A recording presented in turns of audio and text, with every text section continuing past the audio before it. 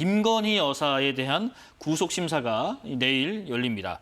특검이 지금 구속영장 청구서에 주가 조작 의혹에 대해서 8억 1천만 원의 부당 이득을 봤다라고 구체적으로 처음으로 명시하기로 했는데 구속 여부는 어떤 증거 또 어떤 부분에서 좀 갈릴 것으로 보이시는지 장 변호사님 말씀드리겠습니다. 일단 구속영장을 법원이 발부하기 위해서는요. 크게 봐서는 이제 범죄 혐의가 소명돼야 된다라는 것이 일단 큰 전제입니다. 네. 범죄 혐의가 소명이 된다라고 한다면 더 나아가서 구속의 사유, 그러니까 증거인멸의 우려라든지 도주의 우려 이런 부분들이 있으면 구속영장이 발부가 됩니다. 그러면 이제 가장 크게 범죄 혐의의 소명이 가장 중요할 것으로 보이는데요. 김건희 여사 같은 경우에는 일단 3가지 혐의로 영장이 신청이 청구가 됐습니다. 도이치모터스와 관련된 주가 조작 혐의, 그리고 명태균 씨와 관련된 그러니까 이제 무상의 여론조사를 받고 그것으로 이제 공천을 대가로 준 것 아니냐라는 이제 정치자금법 위반 혐의가 있고요. 네. 마지막으로는 이제 알선수재 혐의인데 이 부분은 잘 아시다시피 통일부 전 간부로부터 건진법사를 통해 관련된 알선수재로 뇌물을 받았다라는 혐의가 이제 3가지 혐의로 적시가 되었습니다. 그렇다면 범죄 혐의에 관해서는 아마 저는 특검 입장에서는 여러 가지 압수수색을 거쳐서 객관적인 또 정보들 그리고 객관적인 증거들이 확보가 되어 있을 것이다라는 생각이 들고, 그리고 이제 김 여사를 불러서 이제 조사를 했을 때 아마 김 여사가 진술 거부권을 행사하진 않았지만 대부분 모든 혐의에 대해서 부인을 했다라고 알려져 있습니다. 그런데 아마 특검은 그동안 참고인이라든지 관련 피의자들이라든지 불러서 많은 소환 절차를 거쳐서 진술들을 많이 받아놨을 것이거든요. 그리고 그 진술이라든지 또는 객관적인 압수수색을 통한 증거들 중에서 대화 내용이라든지 녹취록이라든지 이런 부분들과 아마 김 여사가 이야기하는 부인하는 부분이 배치되는 정황들이 분명히 발견이 됐을 겁니다. 그렇다면 사실상 정황이 너무나 명확하고 혐의를 입증할 수 있는 자신이 있음에도 지금 해당 피의자가 이 부분을 강력하게 부인한다라고 한다면 당연히 증거인멸의 우려가 있다라고 볼 수밖에 없을 것 같고요. 그렇기 때문에 구속영장 청구로 나아갔고 아마 법원으로서는 범죄 혐의가 소명된다라고 판단하면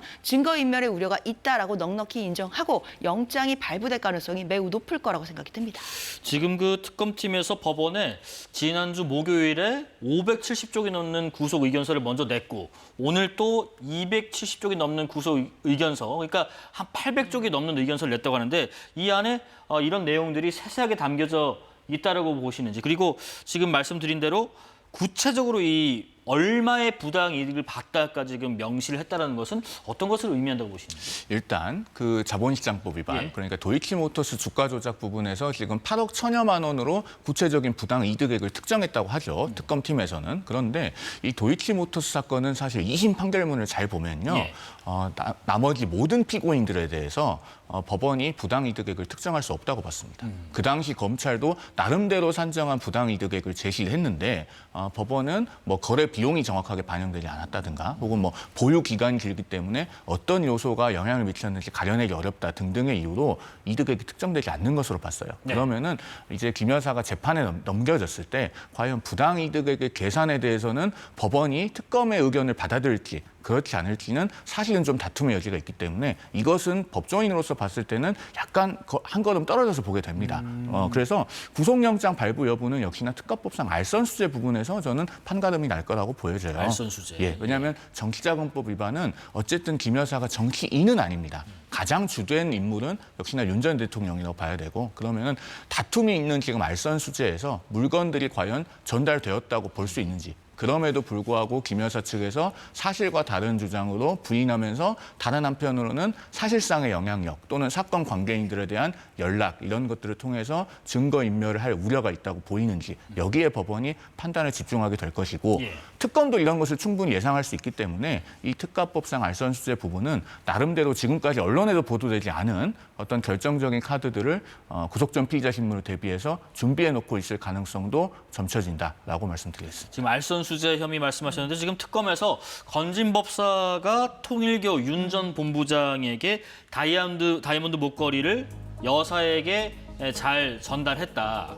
그리고 큰 거라서 놀라워했다. 이런 문자 메시지도 확보한 것으로 전해지고 있네요. 그렇죠. 이제 이런 부분이 앞서 말씀드린 예. 것 같이 이제 그 김건희 여사가 그 혐의를 부인하는 것과 배치되는 증거들입니다.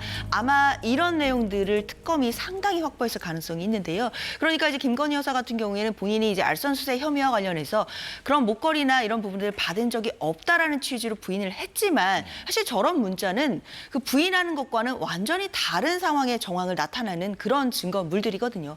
아마 저런 뭐 대화 내용이라든지 아니면 관련자들의 진술이라든지 또는 뭐 또 다른 뭐 객관적인 증거를 통해서 아마 특검은 김 여사가 부인하고 있음에도 혐의를 입증할 만한 상당한 증거를 확보하고 있다라고 저는 판단이 되고요. 그렇기 때문에 그런 부분들을 뭐 송 변호사님 말씀 주신 것처럼 지금 아마 언론에 공개되지 않은 증거들도 특검이 확보하고 있을 가능성이 높고 아마 영장실질신문에서 바로 그 증거가 나올 가능성도 있기 때문에 김 여사가 계속해서 본인의 혐의를 부인하더라도 이 부인하는 것에 배치되는 또 정면으로 배치되는 증거들을 특검이 만약에 법원에서 제시하게 된다라고 한다면 더더군다나 구속영장이 발부될 가능성이 더욱 높아진다라고 봐야겠습니다. 지금 만약에 김 여사에 대한 영장이 발부가 되면 헌정사상 처음으로 전직 대통령 부부가 동시에 구속되는 일이 되는데 지금 굉장히 가능성이 높아 보인다고 말씀하셨는데 내일 오전에 이제 심사가 진행이 돼서 뭐 늦으면 밤 혹은 뭐 다음날 새벽 이쯤으로 지금 보고 있는데 결과 어떻게 예상하시는지요?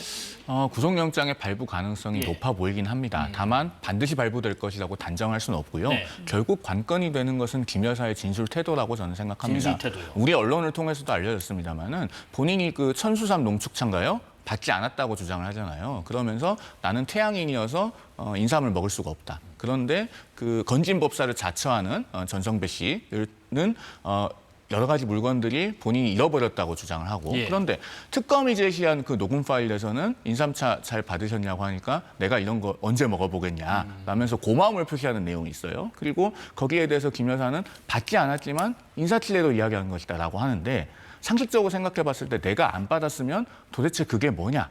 라고 반응하는 것이 정상적이죠. 그런 점에서 사리에 맞지 않는 진술을 하고 있는 점이 있습니다. 내일 구속 전 피의자 신문에서요. 이제 영장 전담 판사는 몇 가지 핵심적인 의문점들에 대해서 피의자 본인에게 물어보게 될 겁니다. 그럴 때 사리에 맞지 않는 답변을 하게 되면은 그런 부분은 구속영장 발부에 매우 중대하게 작용하게 됩니다. 저는 이 부분을 상당히 관건으로 보고 있습니다. 진술의 태도.